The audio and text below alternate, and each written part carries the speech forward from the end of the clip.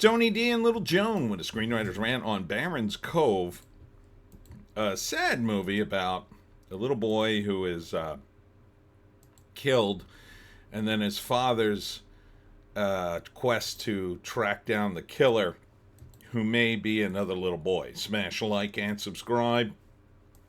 Thank you for smash liking and subscribing.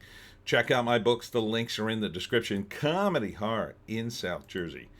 It's the Pineys books 1 through 17, available at Amazon.com. Don't forget, Kindle Unlimited is free from award-winning writer and director Evan Ari Kellman. This might be based on a true story, but it's a little too convenient. So, a poor kid dies on the railroad tracks. This is his dad. And the person responsible may be another little kid who is the son of a senator. So it's a little too convenient to be true. I doubt it. And of course, there are a lot of cover-ups as the father tries to figure out if this other kid did it or what happened. And so in the end, he ends up kidnapping the kid. And so I think you know where this is going. It's like an SVU episode, right? Only taken to its extreme.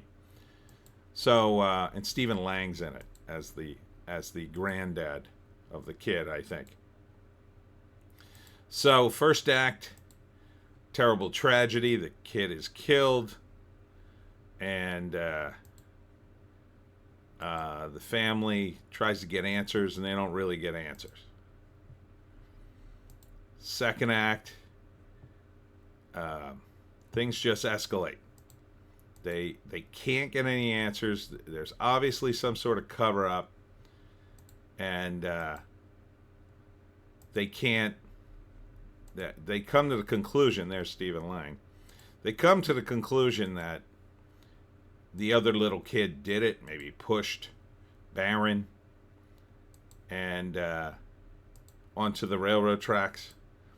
So the father snaps, and he decides he's going to kidnap the other kid to get a confession out of him.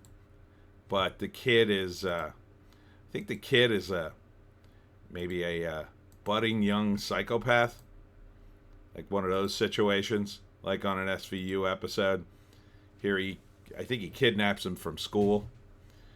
And so then a lot of the second act is the kidnapping, the kidnapping, and then the senator using all his pull to go after to find his son and to go after this other father who's connected to some kind of criminal organization led by Stephen Lang. The ending is he probably dies, the father. And the kid, I think he ties the kid to the railroad tracks to end up in the same fate as his son. Feels a bit contrived to me. Feels very contrived. It's one thing, okay, the father's connected, but did he have to be a senator? It seems a bit much. I don't know. It just seems a little too convenient. This is from 2024. After his son is tragically killed, a grieving father with a history of violence kidnaps the child responsible, igniting a frenzied manhunt fueled by a powerful politician, the father of the kidnapped boy. Yeah, see that the trailer makes the father, the grieving father, more sympathetic. So, it's under 2 hours, I'll give you that. Not really for me. Seems overly melodramatic, right? Just seems like they're putting every possible thing in this just to make it more dramatic. It's not very subtle. The grieving father doesn't have to be that poor and sketchy. Could have been a normal middle-class guy, and the other father could be, doesn't have to be a senator. He could just be well-connected. have a little bit of money. I mean, I get what you're trying to do, but seems like you've turned it up to 11. So it's a bit much for me. I really wouldn't watch it. This is going to be a depressing movie for me. Just sounds like a bummer. I'd rather watch a comedy. Where are the comedies, Hollywood? So, but I don't think it'll be unwatchable. You know, I think you could probably sit through it. I think it'll be kind of a drag, though.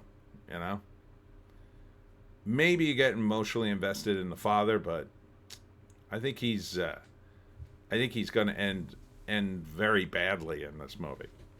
So,